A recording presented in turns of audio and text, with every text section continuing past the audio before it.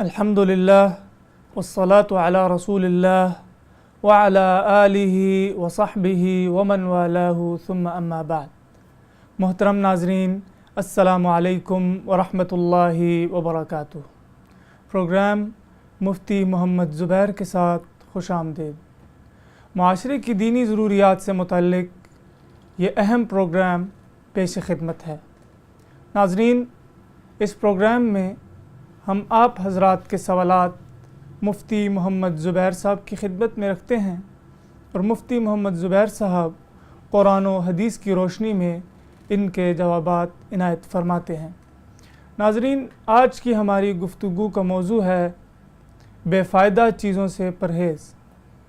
حدیث شریف کا مفہوم ہے من حسن اسلام المرء ترکہ ما لا یعنیہ۔ فرمایا رسول اللہ صلی اللہ علیہ وسلم نے کہ انسان کے اسلام کی ایک خوبی یہ بھی ہے کہ وہ بے فائدہ چیزوں کو چھوڑ دے، اور علماء کرام نے فرمایا ہے کہ یہ حدیث آدھا دین ہے۔ ناظرین، آپ بھی ہم سے سوالات پوچھ سکتے ہیں۔ ہمارا ای میل ایڈریس ہے info@tehzeebtv.com۔ میں اسی کے ساتھ مفتی محمد زبیر صاحب کی طرف آتا ہوں۔ مفتی صاحب، بے فائدہ چیزوں سے کیا مراد ہے اس حدیث شریف میں؟ بسم اللہ الرحمن الرحیم، نحمدہ و نصلی علی رسولہ الکریم، اما بعد۔ سب سے پہلے تو یہ سمجھنا چاہیے کہ آپ صلی اللہ علیہ وسلم نے اس حدیث مبارکہ کے اندر جس اہم حکم کی طرف اشارہ فرمایا ہے، قرآن کریم کے اندر اللہ رب العزت نے مؤمنین کی، مسلمانوں کی کامل درجے کی صفات بیان کرتے ہوئے اس صفت کو بھی خصوصیت کے ساتھ ٹاپ آف دا لسٹ رکھا ہے، اور اسے بڑے امتیازی انداز کے اندر بیان فرمایا ہے کہ مسلمان کی شان یہ ہوتی ہے، ایک مومن کی شان، ایک مومن کا وتیرہ، سلیقہ زندگی یہ ہوتا ہے کہ وہ لا یعنی بے فائدہ اور بیکار چیزوں اور باتوں اور کاموں سے احتراز کرتا ہے۔ چنانچہ سورۃ المومنون، اس سورت کا نام باقاعدہ سورۃ المومنون رکھا گیا، اور اس سورت کے اندر اللہ رب العزت نے مسلمانوں کی، مومنوں کی اعلیٰ درجے کی صفات بیان فرمائی ہیں۔ چنانچہ ان اعلیٰ درجے کی صفات بیان کرتے ہوئے اللہ رب العزت نے ابتدا کے اندر ہی کیا بات ارشاد فرمائی؟ قد افلح المؤمنون الذین هم فی صلاتهم خاشعون والذین هم عن اللغو معرضون والذین هم للزکاة فاعلون والذین هم لفروجهم حافظون الا على ازواجهم او ما ملکت ایمانهم فانهم غیر ملومین فمن ابتغى وراء ذلك فاولئک هم العادون۔ اللہ رب العزت یہ ارشاد فرما رہے ہیں کہ تحقیق کامیاب ہو گئے وہ مومن اور وہ مسلمان الذین هم فی صلاتهم خاشعون، جو اپنی نمازوں کے اندر خشوع اور خضوع کے ساتھ کھڑے ہوتے ہیں، نمازیں ادا کرتے ہیں تواضع کے ساتھ، توجہ کے ساتھ، انابت الی اللہ کے ساتھ، رجوع کے ساتھ، خشوع اور خضوع کے ساتھ۔ پہلی صفت تو ان مسلمانوں اور مومنوں کی یہ بیان کی گئی۔ اس کے بعد الذین هم فی صلاتهم خاشعون والذین هم عن اللغو معرضون۔ اب آپ دیکھیے کہ یہ مسلمان وہ ہیں کہ جو لغو اور بیکار کاموں سے اعراض کرنے والے ہیں، بیکار باتوں کی طرف توجہ نہیں کرتے۔ یہ دوسری صفت ہے، پہلی صفت نماز کی، اور دوسری صفت بیکار باتوں، بیکار کاموں، لا یعنی سے احتراز کرنے۔ والذین هم عن اللغو معرضون، آگے فرمایا والذین هم للزکاة فاعلون، زکوٰۃ ادا کرنے والے ہیں۔ والذین هم لفروجهم حافظون، اپنی شرمگاہوں کی حفاظت کرنے والے ہیں۔ ہاں، ازواج کا جو راستہ ہے یعنی نکاح کا راستہ، اسی طرح غلام اور باندی کا جو مسئلہ ہے، اگر کوئی ایسا آدمی ہے کہ وہ مولا ہے اور اس کے پاس باندی موجود ہے تو وہ تو شرعاً جائز تھا۔ اس کے علاوہ فمن ابتغى وراء ذلك فاولئک هم العادون، اس کے علاوہ اگر کوئی شہوت پوری کرنے کا کوئی اور راستہ اختیار کرتا ہے تو وہ حد سے تجاوز کرنے والے لوگ ہیں۔ ان کے بارے میں آگے چل کر کے اللہ رب العزت نے فرمایا اولئک هم الوارثون، یہ ہیں وارث کس چیز کے؟ یہ وارث ہیں جنت الفردوس کے۔ الذین یرثون الفردوس، وہم فیہا خالدون، کہ یہ وہ لوگ ہیں کہ جو جنت الفردوس کے وارث ہیں اور جنت کے اندر ہمیشہ رہیں گے۔ یہاں جو قابل غور نکتہ ہے وہ یہ ہے کہ اللہ رب العزت نے نماز کے بعد مسلمانوں کی جس صفت کو بیان فرمایا وہ صفت ہے کہ لا یعنی اور بیکار باتوں سے احتراز کرنا۔ بے فائدہ چیزوں سے مراد کیا ہے؟ جیسا کہ آپ نے حدیث تلاوت کر کے، حدیث پڑھ کر کے آپ نے سوال فرمایا، دراصل اس کے اندر جو سب سے معیاری نکتہ ہے وہ یہ ہے کہ کوئی بھی ایسا کام جس کام کے اندر دین کا بھی کوئی فائدہ نہ ہو، اور کم از کم درجے کی بات یہ کہ دنیا کا تو کوئی فائدہ ہوتا مگر دنیا کا بھی کوئی فائدہ نہیں، ایسے کام کو لا یعنی اور بیکار کہا جاتا ہے۔ یعنی لا یعنی بے فائدہ اور بیکار کام کی ان دی لائٹ آف دی قرآن و سنت شریعت میں تصور کیا ہے، ڈیفینیشن کیا ہے، تعریف کیا ہے، تو میں نے آپ کو معیار بتا دیا، کسوٹی بتا دیا۔ اس کا معیار یہ ہے کہ ہر وہ کام، ہر وہ بول، ہر وہ فعل، ہر وہ قول، ہر وہ عمل کہ جس کا دین کے اعتبار سے بھی کوئی فائدہ نہیں اور جس کا دنیا کے اعتبار سے بھی کوئی فائدہ نہیں، وہ بیکار ہے، وہ لا یعنی کے اندر آتا ہے۔ اور اللہ رب العزت مسلمانوں کی صفات بیان کرتے ہوئے یہ فرما رہے ہیں کہ ایسے آدمی کا اسلام کے اندر اعلیٰ درجہ نہیں ہو سکتا، یہ مسلمانوں کی اعلیٰ صفت پر نہیں ہے، یہ مسلمانوں کے شایان نشان نہیں ہے۔ من حسن اسلام المرء ترکہ ما لا یعنی، آپ صلی اللہ علیہ وسلم نے اس حدیث کے اندر جو لب و لہجہ اور جو طرز اختیار فرمایا وہ بڑا قابل غور ہے۔ آپ صلی اللہ علیہ وسلم کیا ارشاد فرما رہے ہیں؟ انسان کے اسلام کا حسن یہ ہے، یعنی ایک مسلمان کے شایان شان یہ ہے، اس کی حسین اسلامی شرعی دینی زندگی کا ترے امتیاز یہ ہوتا ہے کہ وہ بیکار کاموں کی طرف توجہ نہیں کرتا۔ ترکہ ما لا یعنی، وہ ترک کر دیتا ہے ما لا یعنی، جس چیز کا کوئی فائدہ نہیں، جس چیز کا کوئی کسی قسم کا نفع نہیں پہنچنے والا، اس کو ترک کر دیتا ہے۔ یہ انسان کے اسلام کا، اس کی شریعت، اس کے دین اور ایمان کا حسن ہے۔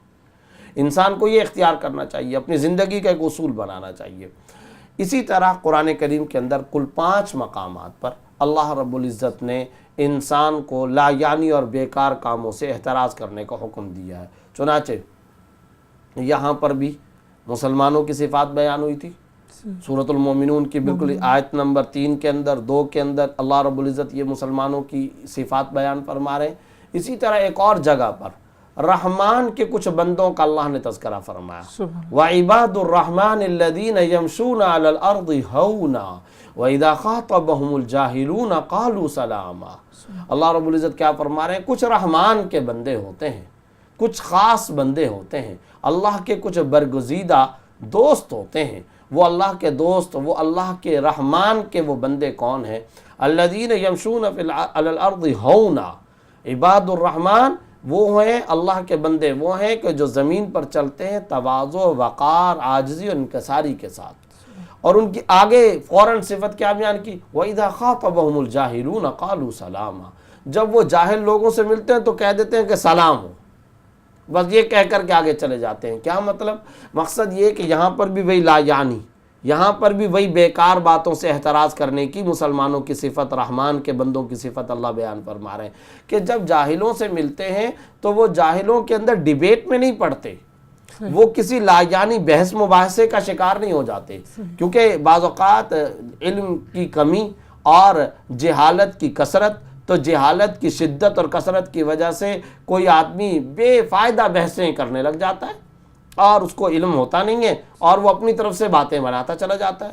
تو اب جو اہل علم ہے، جو اللہ کے خاص بندے ہیں، جو عباد الرحمن ہیں، ان کا ترہ امتیاز، ان کا طرز زندگی، ان کا طریقہ حیات، اللہ رب العزت یہ بیان فرما رہے ہیں کہ وہ اس طرح کی بحثوں کے اندر کبھی نہیں پڑتے، بے فائدہ بحثوں سے اجتناب کرتے ہیں، خام خواہ کی ایسی باتیں، ایسی بحثیں جس کا اس کو نہ دینی فائدہ پہنچنے والا ہے نہ دنیاوی فائدہ پہنچنے والا ہے، اس سے یہ احتراز کرنے والے ہوتے ہیں۔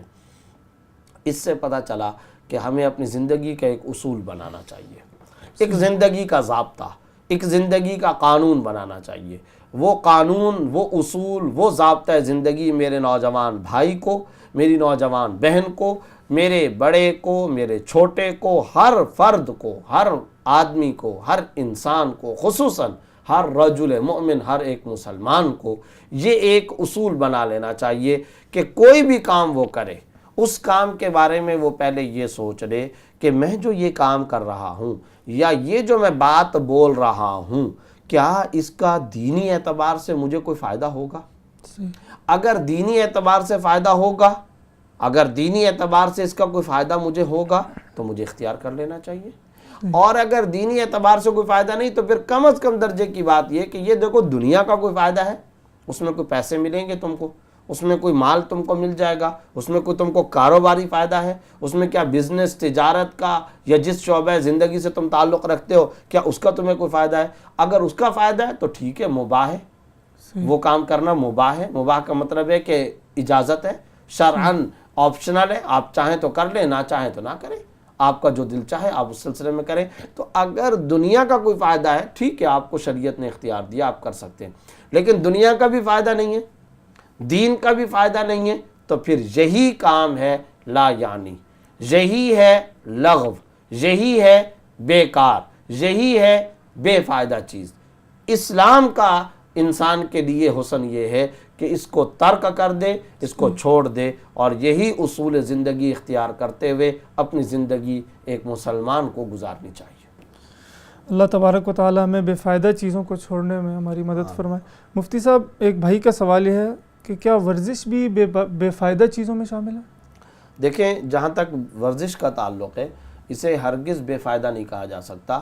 اصل بات یہ ہے کہ ورزش یہ دنیا کا فعل نہیں ہے، صحیح، ورزش یہ دین کا فعل ہے۔ یعنی یہ ایک اہم نقطہ ہے جو ہمارے ہاں عام طور پر اس کو بھلایا گیا ہے اور اس کے بارے میں طرح طرح کا تصور ذہن میں رکھا گیا ہے۔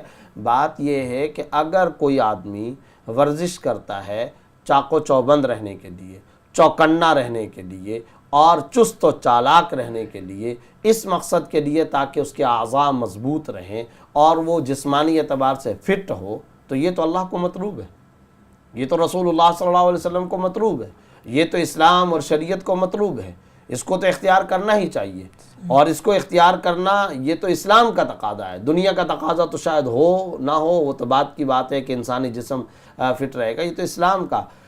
المؤمن القوی خیر من المؤمن الضعیف، آپ صلی اللہ علیہ وسلم نے حدیث میں فرمایا قوی، طاقتور اور مضبوط و توانا مومن وہ بہتر ہے ایک ضعیف اور کمزور مسلمان اور مومن کے مقابلے میں۔ اس کا مطلب یہ کہ خود اسلام کا تقاضا یہ ہے کہ اسلام یہ چاہتا ہے، کیونکہ اسلام اس بات کا داعی ہے کہ وہ مسلمان کی دنیا بھی بہتر بناتا ہے اور آخرت بھی بہتر بناتا ہے۔ تو سستی، لیٹے پڑے رہنا اور کاموں کو ڈیلے کرتے چلے جانا اور بیکار کے اندر پڑے رہنا، یہ کہاں سے اسلام کو مطلوب ہو سکتا ہے؟ پھر خاص طور پر ایک بات ذہن کے اندر رکھنی چاہیے کہ اسلام میں ایک فریضہ ہے جہاد کا۔ بتائیے، جہاد کا فریضہ بغیر جسمانی مضبوطی کے کیا جا سکتا ہے؟ بغیر جسمانی فٹنگ کے کیا جا سکتا ہے؟ ہرگز نہیں کیا جا سکتا۔ اسی طرح اسلام کا ایک فریضہ ہے تبلیغ دین، تو بتائیے اگر تبلیغ کے لیے سفر کرنا پڑے تو بغیر جسمانی ورزش کے اور جسمانی تقویت اور قوت کے تبلیغ دین کا فریضہ ادا کیا جا سکتا ہے؟ اسلام کا ایک فریضہ ہے حج، تو کیا حج بغیر جسمانی طاقت اور قوت کے کیا جا سکتا ہے؟ ہرگز نہیں کیا جا سکتا۔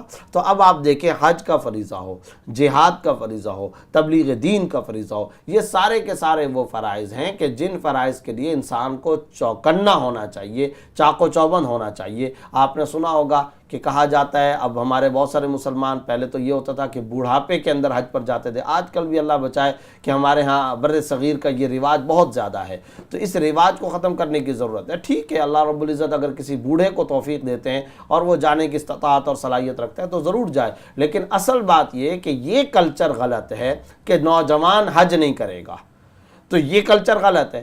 اب لوگوں کو محسوس ہونا شروع ہوا، چنانچہ اب لوگ یہ کہا کرتے ہیں کہ بھئی حج تو جوانی کا ہے۔ کیوں کہتے ہیں حج جوانی کا؟ کیوں ہے؟ اس لیے کہ عرفات جانا ہے، منی جانا ہے، مزدلفہ جانا ہے، طواف زیارت کرنا ہے، 30-30 40-40 لاکھ افراد کے اندر اپنے جسم کا تحفظ بھی کرنا ہے، اپنی حفاظت بھی کرنی ہے، اور فریضہ بھی صحیح طور پر ادا کرنے ہیں۔ قربانی کا فریضہ وہاں پر ادا کرنا ہے، عرفات جانا ہے، منا جانا ہے، مزدلفہ جانا ہے، واپس مکہ مکرمہ آنا ہے، اور حرم مکی شریف کے اندر آ کر طواف زیارت کرنا ہے، طواف وداع کرنا ہے، صفا مروہ کی سعی کرنی ہے، طواف کرنے ہیں، اور پھر گھر آنا جانا ہے، ہوٹل میں آنا جانا ہے۔ تو یہ سارے کا سارا کام کون کر سکے گا؟ وہ کر سکے گا جو دوسروں پر بوجھ بنتا ہو، وہ کر سکے گا کہ جس کے ہاتھ پیر نہ چلتے ہوں۔ تو یہ سارے کے سارے فرائض دراصل جسم کی مضبوطی کے ساتھ متعلق ہیں۔ تو ورزش کے بارے میں یہ سوچنا کہ یہ بیکار کام ہے، یہ بیکار تصور ہے، یہ تصور بیکار ہے۔ ورزش ٹھیک ہے، یہ تصور بیکار ہے۔ گویا کہ ورزش یہ خود اسلام کی چاہت ہے، بالکل صحیح ہے، کرنا چاہیے، اس کا اہتمام کرنا چاہیے۔ ایک بات تاریخی روایات کے اندر موجود ہے، میں وہ اس موضوع کے موقع پر یہ ذکر کر دینا چاہتا ہوں۔ حضرت عمر رضی اللہ تعالیٰ وہ باقاعدہ اپنے عمال کو، اپنے گورنروں کو، اور جتنے بھی افسران تھے ان کو باقاعدہ خطوط لکھا کرتے تھے کہ ورزش کا اہتمام کرو۔ چنانچہ مولانا علی میاں صاحب رحمۃ اللہ علیہ نے تاریخ دعوت و عزیمت کے اندر ایک جگہ پر ایک بڑا خوبصورت حضرت فاروق اعظم رضی اللہ تعالیٰ کا خط نقل کیا ہے، جس میں انہوں نے اپنے عمال کو لکھا ہے کہ روزانہ 8 کلومیٹر اور ایک جگہ پر 13 کلومیٹر، روزانہ 13 کلومیٹر پیدل چلنے کی عادت بناؤ، اور گھوڑے کے اوپر جمپ مار کر کے سوار ہوا کرو۔ ایسے آرام آرام سے پیر اٹھا کر کے ایسے سستی کے طریقے سے گھوڑے پر سوار نہ ہو، جمپ مار کر کے بیٹھا کرو۔ دھوپ میں چلنے کی عادت بناؤ، ریت پر چلنے کی عادت بناؤ۔ یہ حضرت عمر رضی اللہ عنہ اپنے گورنروں کو لکھ رہے ہیں۔ اور کیوں لکھ رہے ہیں؟ اس لیے کہ یہ بات کوٹ کوٹ کر کے دماغ کے اندر بیٹھی ہوئی ہے کہ اگر گورنر، عمال، افسران مضبوط ہوں گے، طاقتور ہوں گے، توانا اور مستحکم جسم ان کے پاس ہوگا، پختہ فیصلے کر سکیں گے، خدمت خلق کر سکیں گے، صحیح ڈیسیجن لے سکیں گے، اور چاق و چوبند ہونے کی حالت میں مخلوق خدا کی راحت رسانی کے کام کر سکیں گے، مخلوق خدا کی صحیح خدمت، صحیح ڈیوٹی سر انجام دے سکیں گے۔ تو ورزش ہرگز لاجانی نہیں ہے۔ البتہ اس میں ایک نقطہ ضرور ذہن کے اندر رہنا چاہیے، وہ یہ کہ دیکھیں ورزش کا معاملہ یہ کہ بعض لوگ اس میں بہت مبالغے سے کام لیتے ہیں، یعنی ضرورت سے زیادہ، یعنی جتنی ضرورت ہے جسم کو چاق و چوبند رہنے کی وہ تو ٹھیک ہے، وہ تو میں نے پہلے ہی عرض کر دیا کہ وہ اسلام کا تقاضا ہے، لیکن بعض اوقات وہ جسم کے کچھ حصوں کو بنانے کی فکر کر رہے ہوتے ہیں کہ جی میرا سینہ ایسا بن جائے، اور میرے بازو ایسے بن جائیں، اور میری کلائیاں ایسے بن جائیں، اور وہ اتنی موٹی ہو جائیں، ان کی لینتھ اتنی ہو جائے، اور ان کی موٹائی اور ان کی چوڑائی۔ تو دیکھیں اس کی فکر کے اندر پڑنا یہ ایک مسلمان کے شایان شان نہیں ہے۔ میں حرام نہیں کہہ رہا، ناجائز ہونے کا فتویٰ نہیں دے رہا، لیکن میں یہ بات کہہ رہا ہوں کہ ایک مومن کے شایان شان نہیں ہے۔ کیا مومن کو اتنا ٹائم مل جاتا ہے؟ کیا ایک مسلمان کو اتنا وقت مل جاتا ہے؟ اسے تو اپنی زندگی اقامت دین پر خرچ کرنی چاہیے، اسے تو اپنی زندگی اصلاح نفس پر، تزکیہ پر، لوگوں کے اندر تبلیغ اور دعوت و ارشاد پر، اور اسے تو اپنی زندگی خدمت خلق کے بلند بالا کاموں پہ خرچ کرنا چاہیے۔ وہ ایک ایسا ذمہ دار انسان ہے کہ جو مصروف ہوتا ہے، مصروف ترین مسلمان مصروف ہوتا ہے، مسلمان بڑا بیزی ہوتا ہے۔ وہ کس چیز میں بیزی ہوتا ہے؟ کیونکہ اس کا معاملہ، اس کے زیر کفالت صرف وہ افراد نہیں ہیں جو اس کے گھر کے اندر رہتے ہیں، اس کے بعد پڑوسی بھی اگر استطاعت ہے تو وہ بھی آ جائیں گے، رشتہ دار، اعزاء، اقربا، پھر وہ تبلیغ دین کا معاملہ بھی کرتا ہے، پھر وہ سوشل ورکنگ کا کام بھی کرتا ہے، پھر وہ دین کی نشر و اشاعت میں بھی اپنا جسم خرچ کرتا ہے، اپنی محنت خرچ کرتا ہے۔ تو ظاہر ہے کہ مومن ایک بالا شخصیت ہوتی ہے، ایک اونچا فرد ہوتا ہے۔ تو اس اونچائی، اس بلند و بالا اور عظمت والے مقام کا تقاضا یہ ہے کہ وہ اس طرح کی چیزوں میں بہت زیادہ وقت خرچ نہ کرے، بوقت ضرورت، بقدر ضرورت ورزش کا اہتمام کرے۔ یہی اسلام کا اور شریعت کا تقاضا ہے۔ مفتی صاحب شجاع بھائی ہیں اسلام آباد سے، انہوں نے سوال کیا ہے، مفتی صاحب میں الحمدللہ 5 وقت کا نمازی ہوں اور مسجد میں باجماعت نماز ادا کرتا ہوں، لیکن میں موبائل پہ گیمز کھیلتا ہوں، کیا یہ گیمز بھی بے فائدہ چیزیں ہیں؟ میں اس لیے کھیلتا ہوں کہ میرا ذہن تیز ہو۔ دیکھیں جی، بات یہ ہے کہ یہ تو اس دور کا ایک بہت بڑا فتنہ آ چکا ہے۔ امت مسلمہ کو یہ بات ذہن کے اندر رکھنی چاہیے، ہمارے نوجوان بھائیوں کو، کہ بے مقصدیت کا فتنہ یہ ایک بہت بڑا فتنہ ہے، بے مقصدیت کا فتنہ، بلکہ کہنا چاہیے کہ اس وقت روئے زمین پر جو سب سے بڑا فتنہ کام کر رہا ہے وہ بے مقصدیت کا فتنہ ہے۔ سید قطب نے اپنی کتاب کے اندر لکھا ہے کہ یہ ایک ایسا فتنہ پیدا ہو چکا ہے جو اس وقت پوری دنیا کے مسلمانوں کو اپنی لپیٹ میں لے چکا ہے۔ یعنی آپ دیکھیں شام کے وقت میں دیہاتوں کے اندر گھروں کے سامنے تھڑوں پر بیٹھ کر گھنٹوں وقت گزارا جاتا ہے۔ آپ دیکھیں کہ کھیت کی منڈیر پر بیٹھ کر کے کتنے ہمارے دیہاتوں کے مسلمان بھائی ہیں کہ وہ اپنے گھنٹوں گزار دیا کرتے ہیں۔ کتنے ہیں ہمارے جو شہروں کے اندر ہوٹلوں کے اندر وقت گزار دیا کرتے ہیں، کتنے ہیں جو سڑکوں کی فٹ پاتھوں پر وقت گزار دیا کرتے ہیں۔ تو اسی طرح یہ بے مقصدیت کا فتنہ ہے، اور بے مقصد کس بات کو کہیں گے؟ وہی معیار کہ نہ تو دینی فائدہ نہ دنیاوی فائدہ۔ اب ایک انسان ہے، وہ دو آدمی مل کر کے خام خواہ کی سیاسی بحث کریں، اس سیاسی پارٹی سے نہ ان کو لینا نہ دینا، اور نہ ہی کسی قسم کا ان کی سیاسی بحث سے کوئی فائدہ ہونے والا ہے۔ تو اب سوال یہ ہے کہ یہ جو سیاسی بحث ہے کہ فلاں لیڈر اتنے کروڑ اتنے پیسے کھا گیا، صحیح ہے، جیسا کہ ہمارے یہاں پاکستان میں یہ چیزیں بڑی چلتی ہیں، تو اب بات یہ ہے کہ اس ڈیبیٹ کا دینی اعتبار سے ان چار افراد کو کیا فائدہ پہنچنے والا ہے؟ کوئی فائدہ نہیں ہے۔ اچھا پھر یہ ذرا سوچو کہ دنیاوی اعتبار سے کیا فائدہ ہے؟ باتیں کریں گے اٹھ کر کے چلے جائیں گے، کیا فائدہ؟ کوئی فائدہ نہیں ہے۔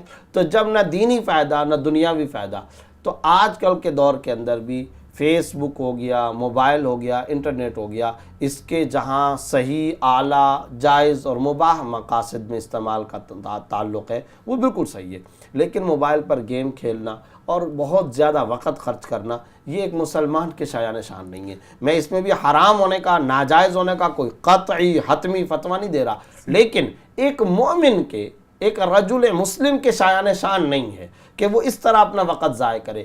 تھوڑا بہت انٹرٹینمنٹ کے لیے، تفریح کے لیے کوئی جائز قسم کا گیم ہے، اگر وہ کوئی کھیل لیتا ہے تو اس کو منع نہیں کیا گیا، لیکن اس کے اندر استغراق، انہماک، گھنٹوں لگا دینا، اور بیوی بچوں کی فکر نہیں ہے، اگر بچہ ہے ماں باپ کہہ رہے ہیں ان کی فکر نہیں ہے، بہن بھائیوں کی فکر نہیں ہے، فرائض اور واجبات چھوٹ رہے ہیں، نمازیں چھوٹ رہی ہیں، عبادات چھوٹ رہے ہیں، اور یہ انسان فیس بک کے اندر یا گیموں کے اندر لگا ہوا ہے، تو ظاہر ہے اسلام اس کو کبھی جائز نہیں قرار دے سکتا، یہ تو ناجائز ہوگا، یہ تو بالکل غلط ہوگا۔ اگر آپ کے فرائض چھوٹتے ہیں، ماں باپ کے حقوق چھوٹتے ہیں، تو یہ تو پھر حرام کی کیٹیگری میں آ جائے گا، یہ تو ناجائز کی کیٹیگری میں۔ لیکن اگر فرائض اور واجبات نہیں چھوٹتے، کسی بندے کا حق تلف نہیں ہوتا، آپ لگے رہتے ہیں، تو اس میں ایک حد تک اعتدال کے ساتھ کچھ دیر کے لیے ذہنی ریفریشمنٹ کے لیے تو اس کی گنجائش ہو سکتی ہے، لیکن اس کے اندر زیادہ استغراق اور انہماک اختیار کرنا یہ جائز نہیں ہے، اس سے احتراز کرنا لازم ہے۔